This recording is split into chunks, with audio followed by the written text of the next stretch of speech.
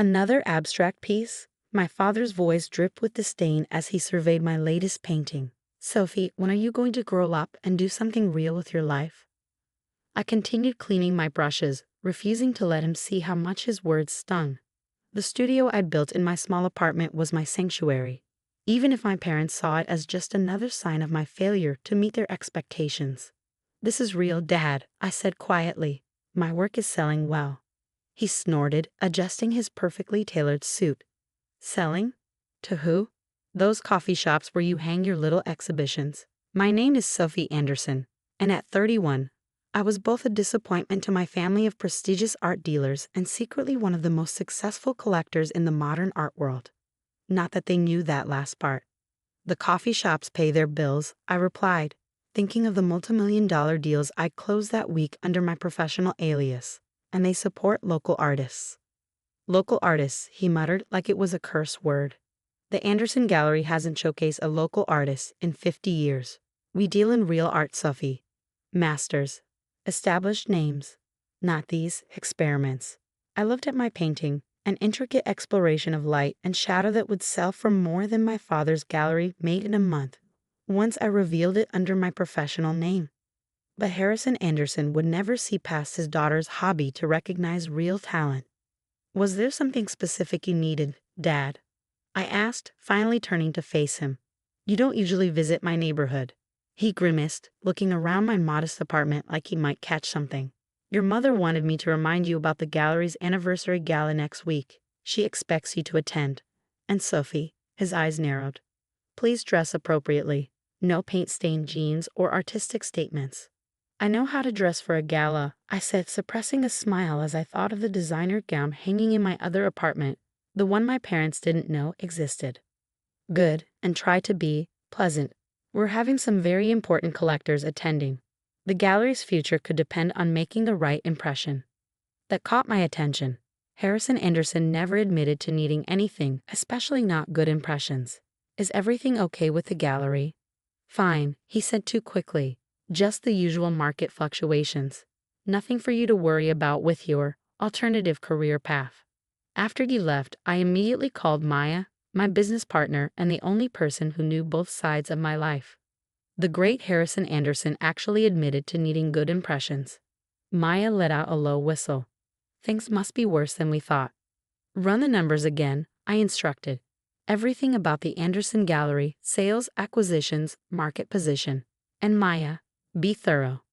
You got it, boss. Want me to check your parents' personal finances too? I hesitated.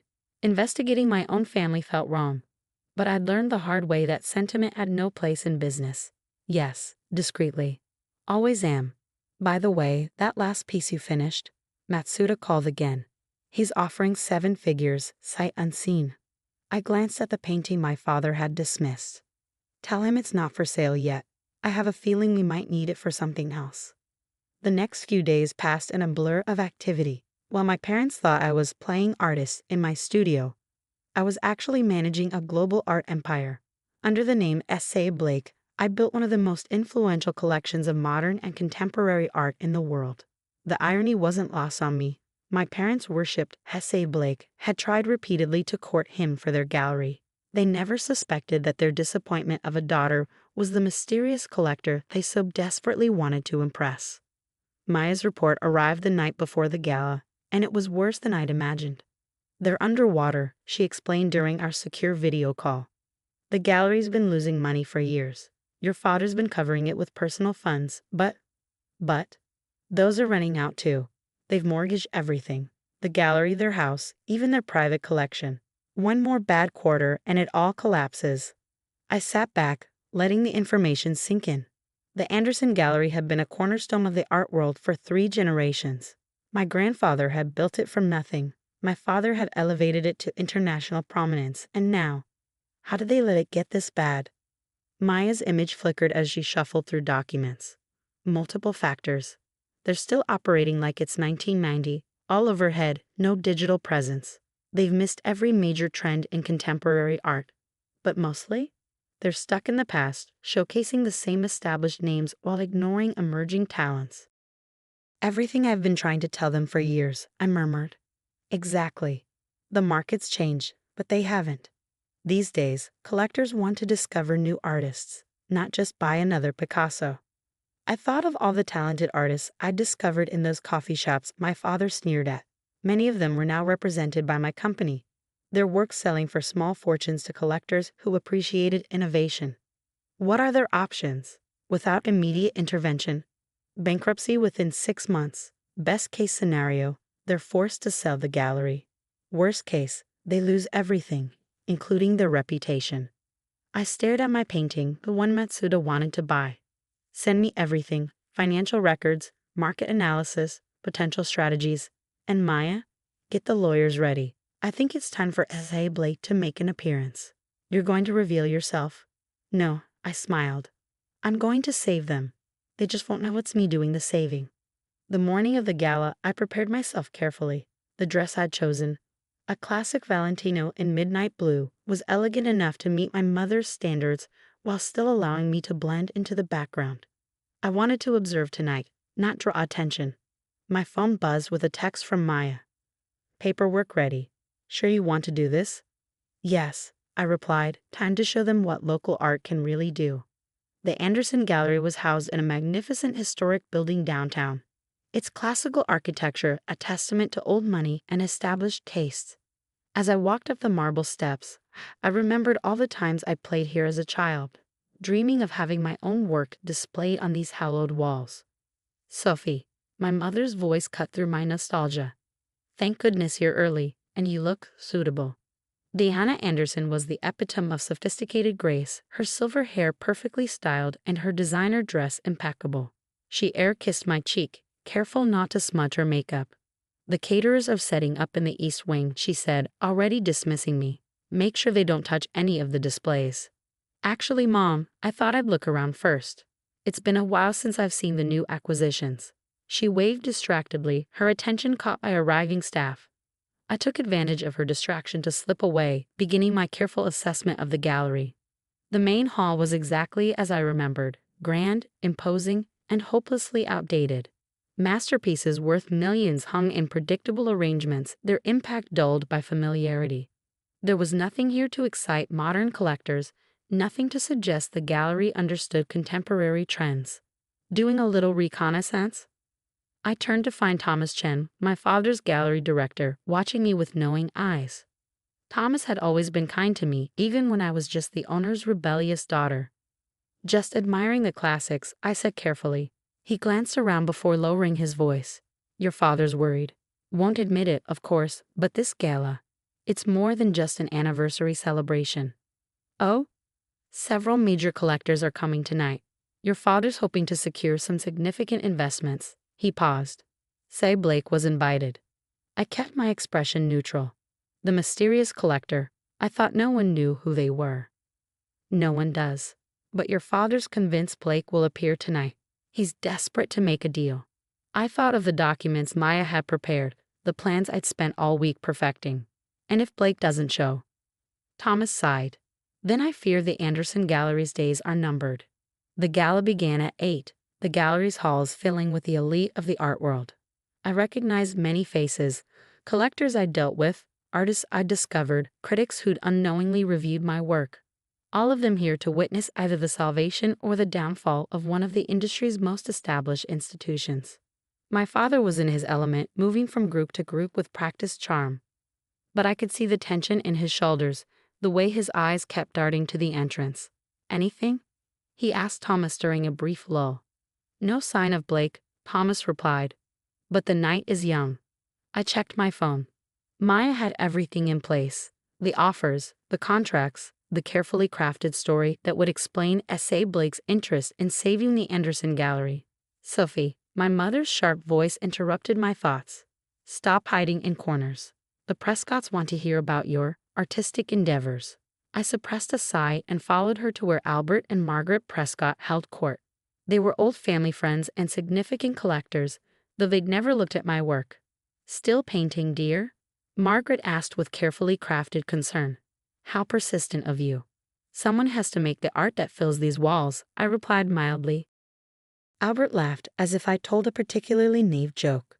Yes, well, some art belongs in galleries and some belongs in other venues, like the private collections of discerning buyers who recognize talent regardless of name or pedigree. I thought but didn't say. The evening wore on, and I could see my father's composure cracking. Several potential investors had already made their excuses and left. The great S.A. Blake had not appeared. "It's over," I overheard him tell my mother in a quiet corner. "Without Blake's investment. Harrison, surely there are other options. None that won't cost us everything." He looked around the gallery, his life's work, his father's legacy. "Maybe it's time to accept that the world has changed. We just didn't change with it." I slipped away, finding a private spot to make a call. "Ready?" Maya asked. "Send it." Moments later, my father's phone buzzed. I watched as he read the message, his face transforming from despair to disbelief to desperate hope. "Diana," he called. "Blake's representative is coming, tomorrow morning." The gallery erupted in excited whispers. Everyone knew what this could mean. "See," my mother said, patting his arm. "All your worrying for nothing. Say Blake would never let the Anderson Gallery fail." I smiled, thinking of the papers waiting in Maya's office. My parents had no idea how right they were, or why. The next morning, I arrived at the gallery early, wearing my starving artist uniform of paint-stained jeans and an oversized sweater. My father barely noticed me as I slipped in, too busy preparing for his meeting with S.A. Blake's representative. "Sophie, not now," he said distractedly when I tried to speak to him. "Blake's team will be here any minute. We need everything to be perfect." I watched him adjust a painting that was already perfectly straight. "Dad, maybe we should talk about..." Later, he cut me off. "Whatever little project you're working on can wait. This is important." Right on cue, Maya walked through the front doors of the gallery. She looked every inch the high-powered art world attorney in her tailored suit and sleek briefcase. No one would ever connect her to the bohemian art consultant who helped me discover new talents in underground galleries. "Mr. Anderson," she extended her hand. "I'm Margaret Chin, representing S.A. Blake." My father practically tripped over himself to shake her hand. "Yes, yes. We're so honored. Please come this way to my office." I followed them, unnoticed as usual. My mother appeared from somewhere, her perfect mask of composure slightly cracked with anticipation. "Sophie," she hissed, "don't you have somewhere else to be?" "Actually," Maya said smoothly, "Ms. Anderson should join us. This concerns her too." My parents exchanged confused looks but didn't argue. In their minds, Blake's representative must have her reasons, even if they couldn't understand them. My father's office was a testament to old-world luxury, leather-bound books, antique furniture, and prized artworks covering every wall. Maya took it all in with professional interest, though I knew she was mentally calculating how much it would all bring at auction if necessary. "Before we begin," Maya said, setting her briefcase on the desk, "I need to clarify something.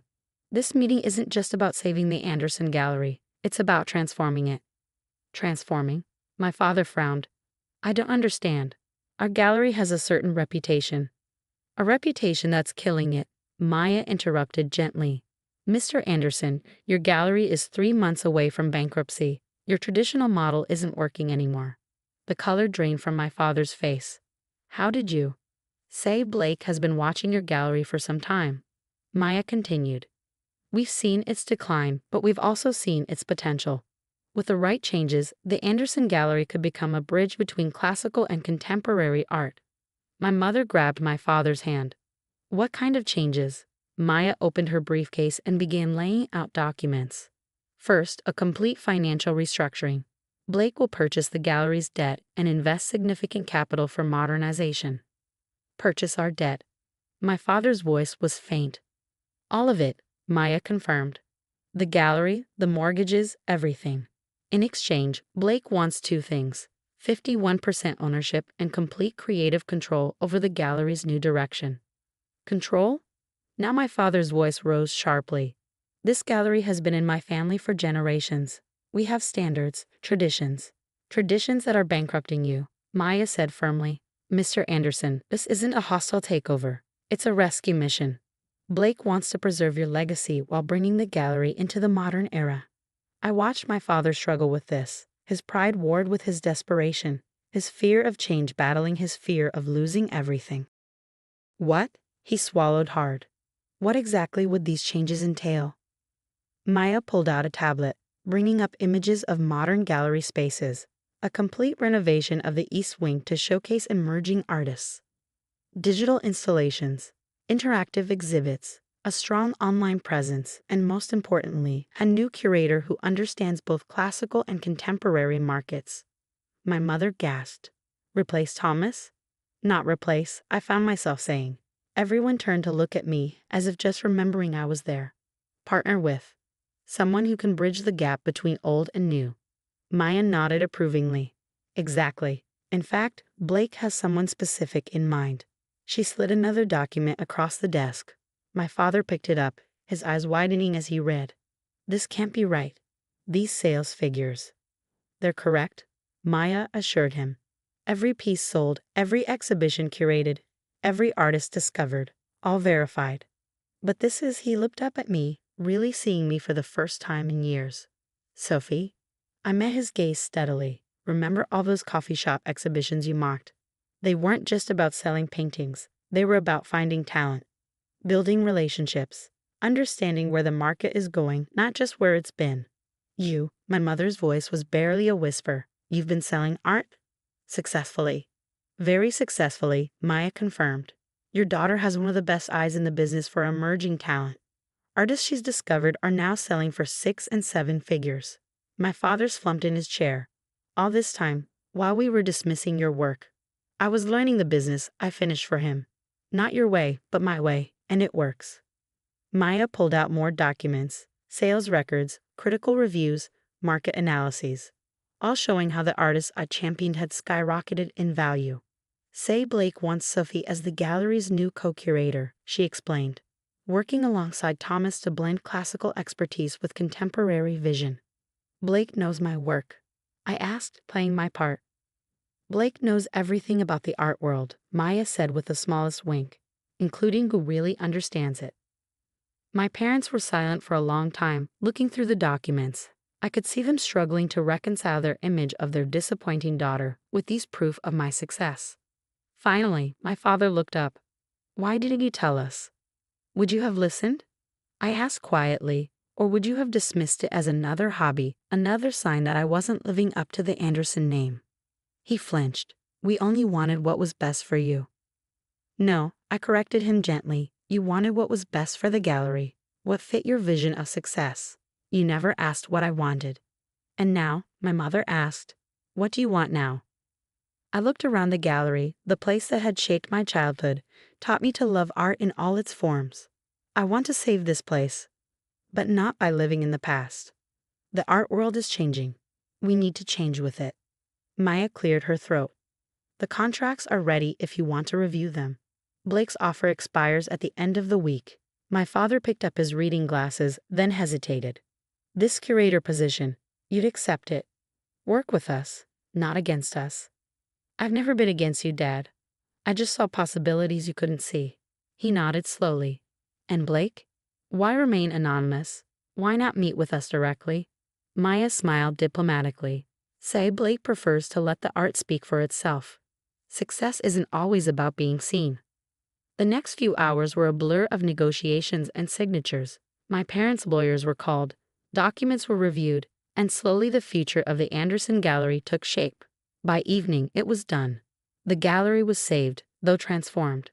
My parents had surrendered control but secured their legacy, and I had finally found a way to bridge my two worlds. There's one more thing, Maya said as we prepared to leave.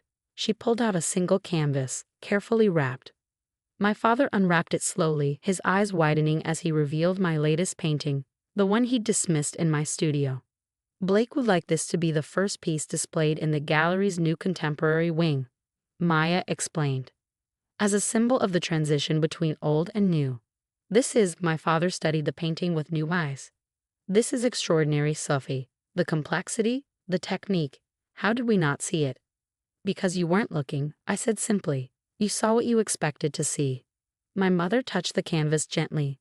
Blake wants this piece, but would you rather keep it? Your first major gallery showing? I smiled, thinking of all my work that had already sold for small fortunes under different names. Something tells me there will be more pieces to come. After Maya left, my parents insisted I stay for dinner. We sat in my father's office, surrounded by the art that had shaped our lives, and really talked for the first time in years. We were wrong, my father said finally. About you, about art, about everything. Can you forgive us? There's nothing to forgive, I assured him. We all had to learn to see things differently.